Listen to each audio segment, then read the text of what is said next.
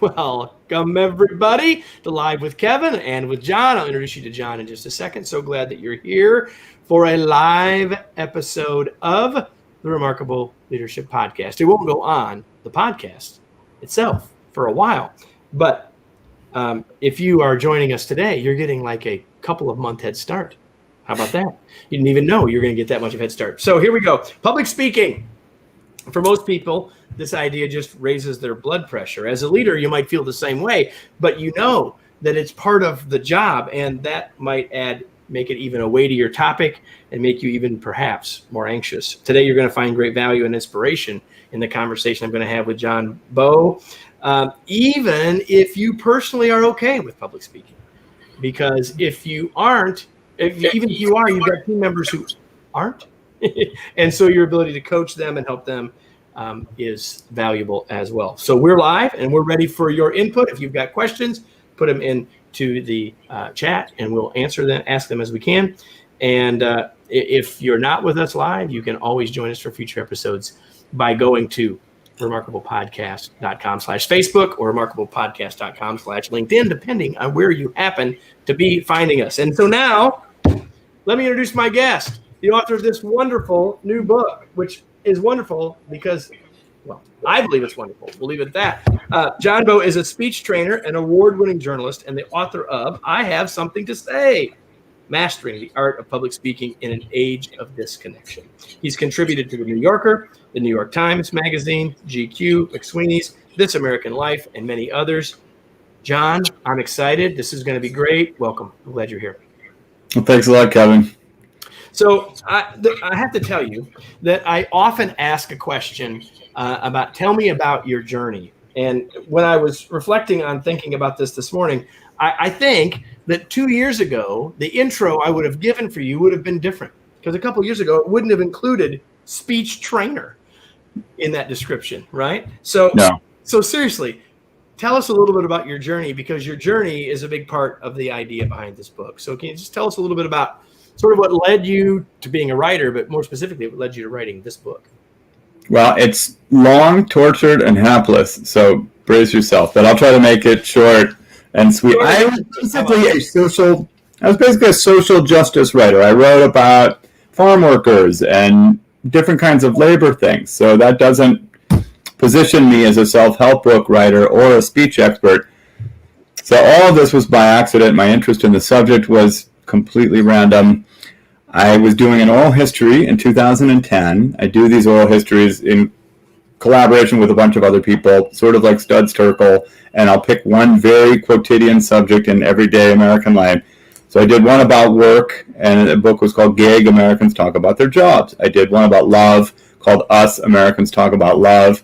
I'm doing one about dogs, and the whole point of it is to interview as many different types of Americans as I can find and collect their experience. So in 2009, I was doing the one about love, and I interviewed my step-cousin, who lives in rural Iowa. Love this story, everybody. Go ahead. It's an amazing story. It really is an amazing story. And so my cousin, Bill, lived in rural Iowa, Dyersville, Iowa, and he was the family oddball. He was a family recluse. And he really, truly, he lived in his parents' basement. He had this enormous model train set that ran around the basement that was so elaborate. It had hundreds and hundreds of these tiny little intricately painted thingies to look like towns and trees and people. And he was very sweet, but he was very odd. And he had never kissed anyone, never had friends, never did anything that we would consider normal. So imagine our surprise when he's 59 years old and we hear that Cousin Bill has gotten married. And for 10 years around the dinner table, the subject would just come up and like, how did that happen? So when I grew up and became a journalist and was doing this oral history about love, I had a chance to reach out and call him up and say, can I interview you? And he was very nice and said, yeah. So I wanted to know, how did you get out of 59 years of isolation and, talk to this woman who you married for the first time? And I assumed that the answer was something psychological. Therapy, drugs, something about his childhood, whatever. And he shocked the heck out of me and said I joined the Toastmasters Club. And I had heard of Toastmasters, but I didn't know that much about them. And he just sent me down this very slowly developing rabbit hole where I learned about speech training and the Greeks who invented speech training and all of this stuff. I never knew that it was a thing. And for this guy, it was as if someone just waved a magic wand and changed his entire personality. So that's what got me interested in speech training, the idea that you can learn to rewire the way that you talk to people and the fact that it can totally change your life. Yeah. There's another story in the book so thank you for that. It's awesome. It's how you got to this point. And so everybody, because he's a great writer, it's a great book on that level. And it's about an important topic that we're gonna dive into here. There's another interview that you gave. And as I was reading the book, I knew that I was going to be chatting with you in an interview style format.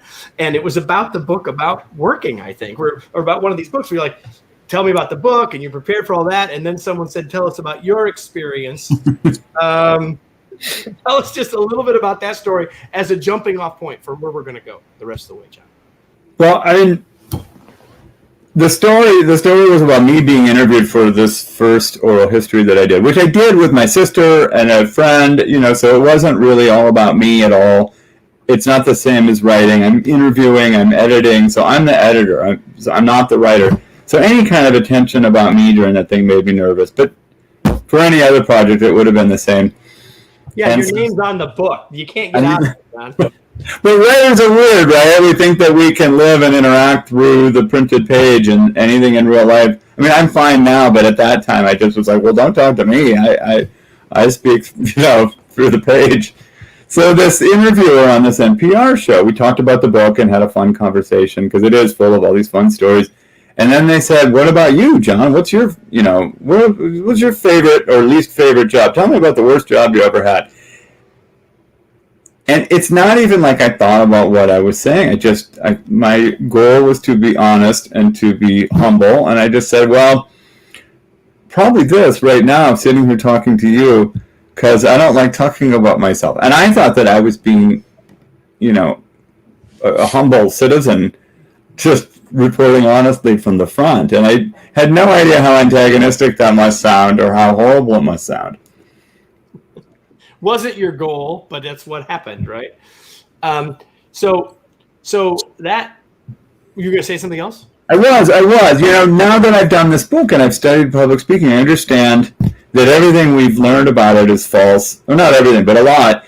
And if you're nervous going into a speech, the best thing you can do is think about the person you're talking to. What do they need? How do they need to hear stuff?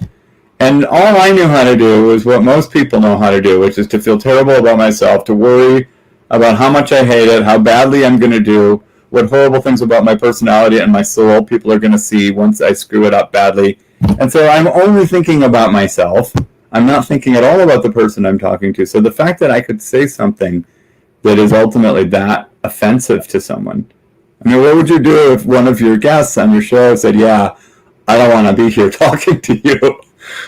Hey, everybody, thank you for a great show. We're glad that you've been here. We're going to move on, right? I mean, so yeah. So those two stories give a context, I think, for the book. And we're going to talk about mastering the art of public speaking. But I actually want to start. I was going to end here, but I'm going to start here. The rest of the subtitle is interesting. In a world in an age of disconnection. So lots of books written about public speaking, even today, tomorrow, next week. You talk about this idea and the need for it or the importance of it now in an age of disconnection. So can we just start there? We're going to go back to sort of some of the keys and some of the other stuff. You've already hit the biggest idea. It's audience. But why put that in the title, and why is that so important? Because for me, I wasn't interested so much in the small bore thing of business self-help and how can I make more money. I'm interested in saving the world. I am going for it. I'm only interested in the biggest picture stuff. Or otherwise, I wouldn't bother being a writer.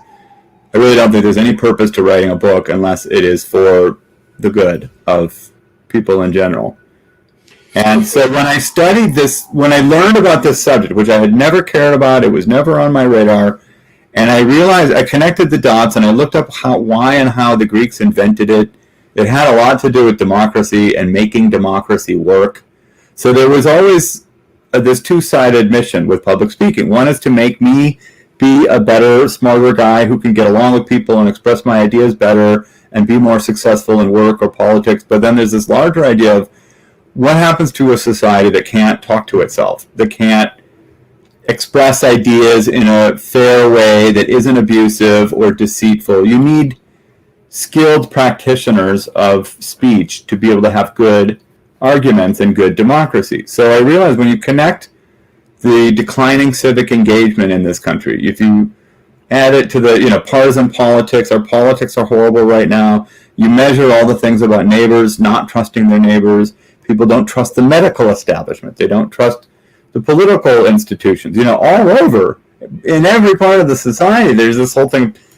And I used to think a lot about technology. It's technology's fault. It's corporations' fault. It's rising gap between rich and poor. And I suddenly started to think, well, what if you just taught people how to talk to one another better? What would that do? What a novel concept, right? So, okay, it begs the question, is this genetic? Like, have some people got the public speaking gene and others not? Now, I know you're saying you're a speech trainer, so I know where your answer's headed, but we both know that that's where some people go with this. Like, well, I'm just not a good public speaker.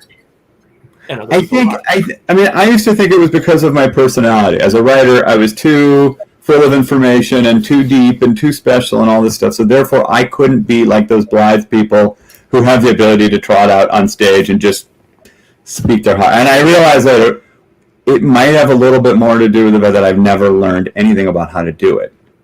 And I think that's true for virtually everyone. I would like to see, if you gave everyone a few years of speech training, like Greek kids and European kids used to get until a couple hundred years ago, I would guess 95% of us would be at least okay at it.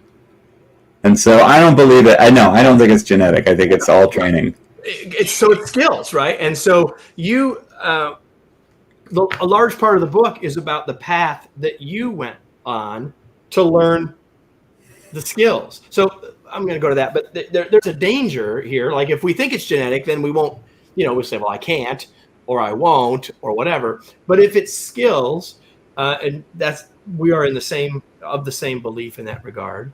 So how did you build those skills? How did you get to be having this really wonderful conversation with me, as opposed to the one that you talk about in the book where you hemmed and hawed and didn't really want to continue the conversation? The single biggest thing for me was this thing from Aristotle where he said, the audience is the beginning and the end of public speaking. Now, I ran past that sentence and it made sense to me, and I absolutely responded to it in no way. I didn't understand that's a commandment. Everything you do in preparing for a speech, like, stop thinking about yourself, get over yourself. We know you're anxious, so what? Think about the other person. So if you're doing a show, who's your audience? How long is your show? Should I swear? Should I talk about Jesus? Should I talk about Allah? Do you need short answers? Do you want long answers? Do you want me to refer to the fact that we used to work as florists in another lifetime? Like, whatever it is that you need is what I need to be thinking about. And that is such a flip for most people. And it's so counterintuitive.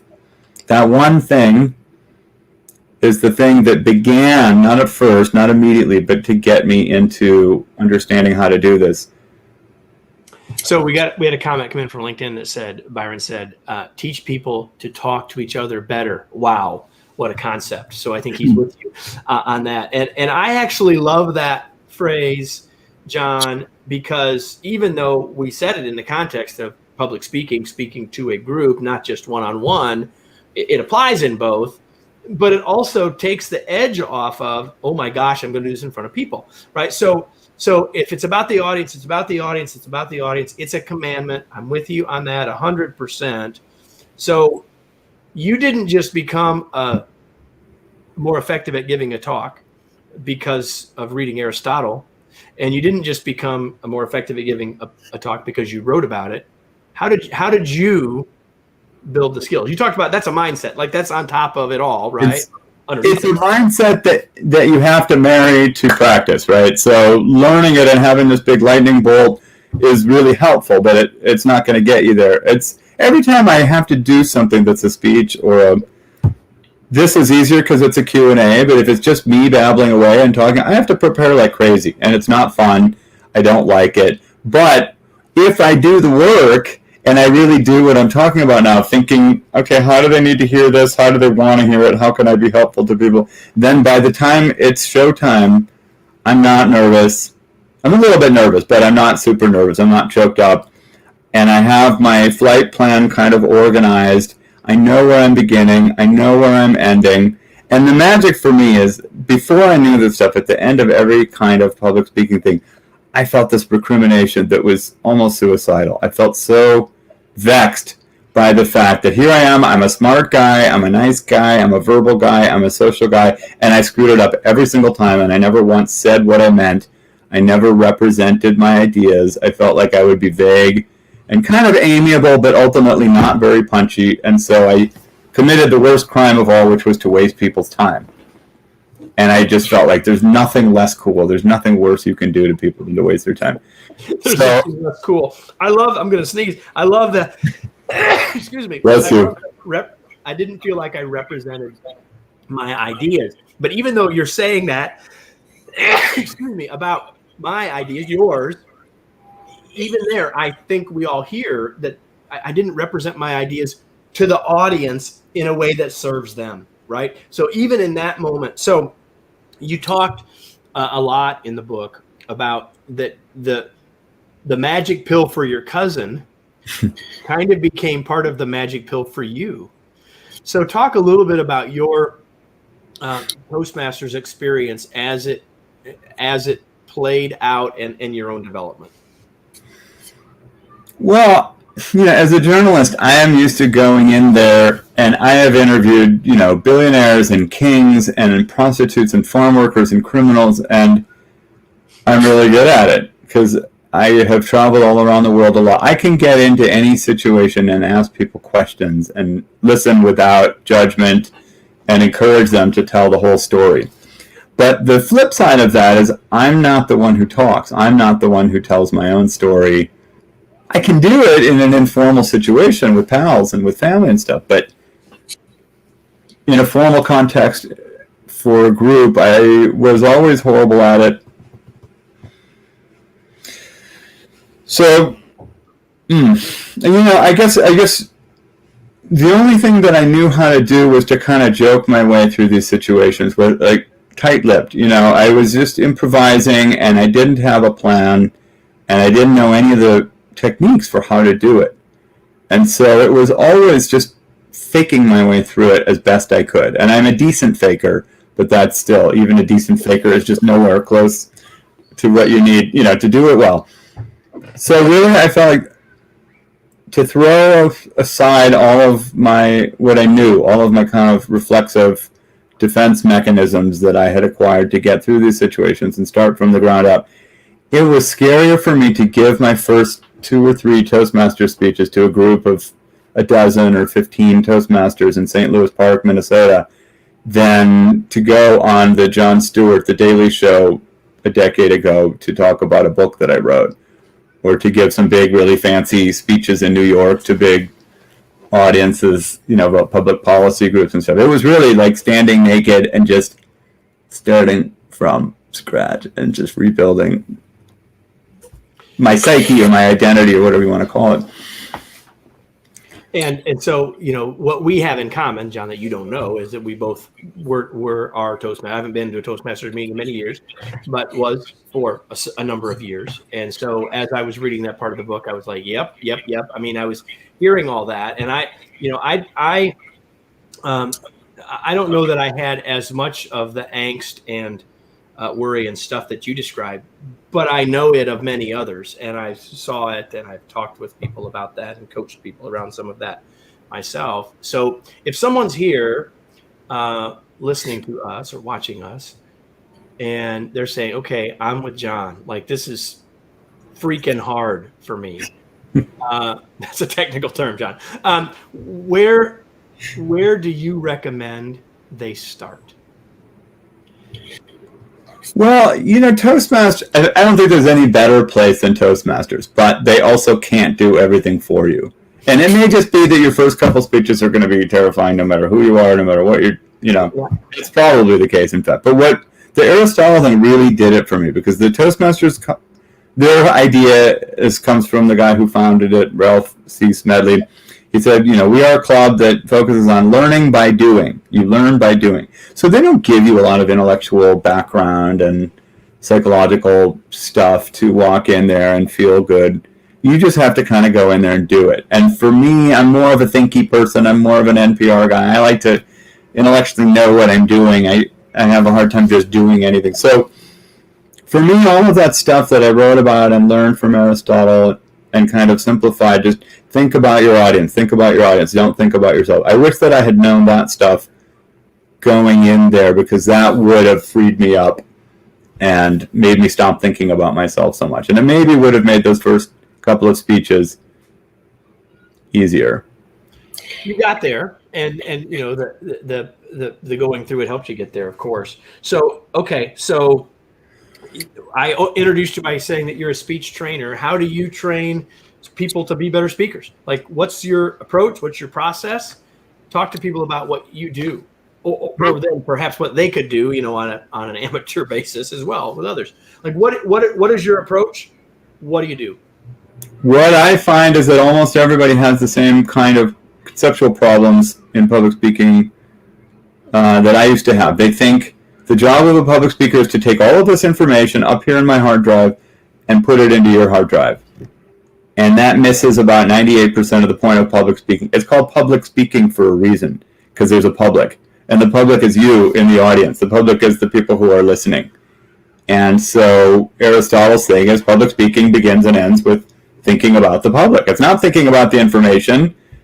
It's not thinking about the reams of numbers and stuff like that I want to put up on my PowerPoint and show you 85 slides of data, which I could just send you in an email or send you a link to my website. You are here in the thing to see me and check me out as a dude, as a person. And basically there's this whole world of people. We love people a lot more than we love information. And we evaluate information based on the people who are giving it to us. And so I can have the best information in the world, but if I'm coming across like a crazy person who can't talk to you, and I keep turning my back to you to read slides up on the screen, which you can read perfectly well for yourself, I'm missing the point of why we're having a speech together or a meeting together. And so the thing that I end up teaching everyone, and it's a many, many step process, even though the root of it is super simple, is just forget about the information. Start thinking of yourself as a person. You're talking to other people. Here's how we do that. It's there's so many parts to it. If I give a speech saying, today we're going to talk about my slides up here. No, the speech begins with, hi, Kevin, how are you? Yeah, that's right. It's about the audience. It's not about the information. And until they feel connected to you, they're not going to want to connect to your information, right? Today, more and more of our public speaking is being done kind of like you and I are doing this right now. In fact, just a few minutes before we did this, I was doing a 2-hour webinar for a client, and about an hour after we're done, I'm going to be giving another 2-hour webinar with a client.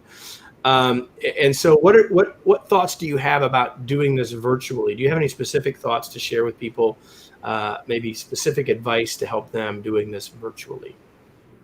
Well, I mean, I think everyone agrees that it's a pain in the you-know-what, and yet it's the only game in town. So I've heard it in a few different ways from a few different people. Now that everything is on Zoom, everything is a form of public speaking. And that was actually true before Zoom, but it is truer now.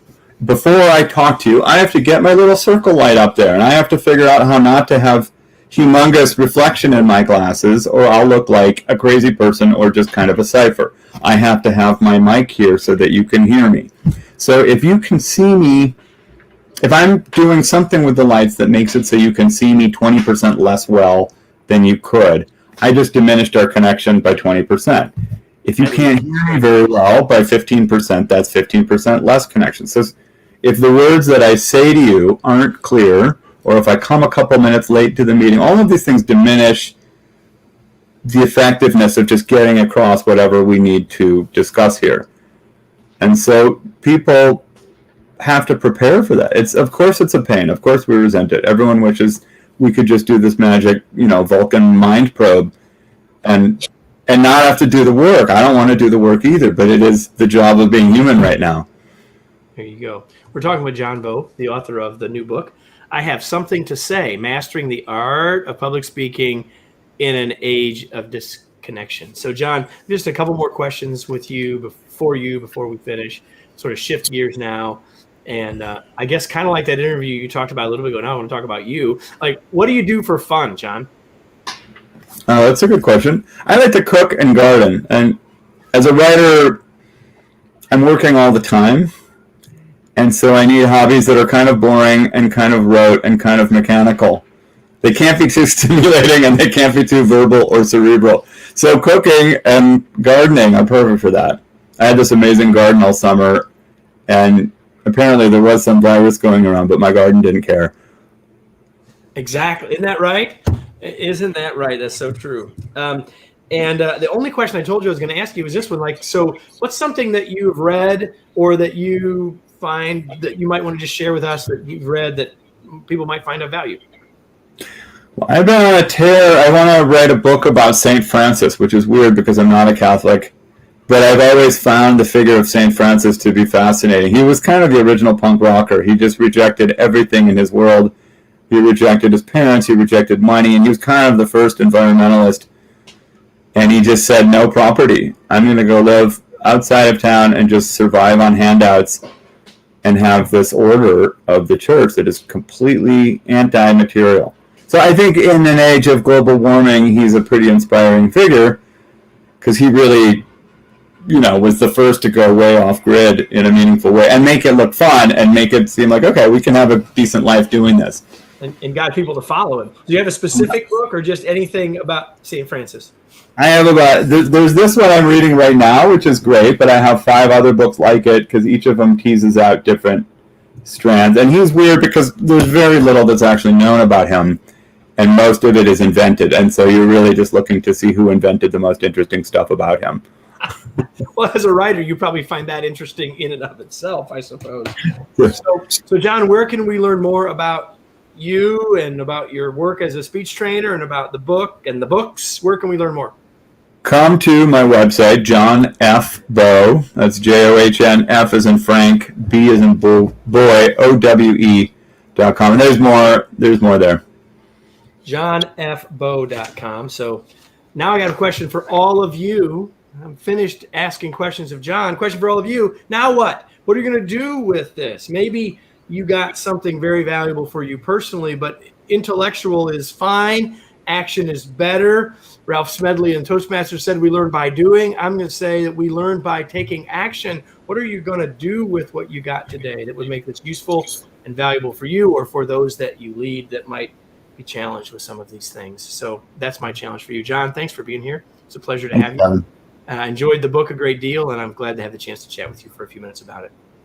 Thanks a lot, Kevin. Hope you have a good afternoon. All right. Everybody, we'll close with this. We're here regularly on the podcast. We're here every week. If you join us on Facebook or on LinkedIn, you can find out when we're doing them live, and you can join us live and get the heads up and the first pass in this information. Go to remarkablepodcast.com/Facebook, remarkablepodcast.com/LinkedIn to do that. And we'll be back for another episode of the Remarkable Leadership Podcast. Thanks, everybody. Thanks, John. Yeah, thank you, Kevin. Good show.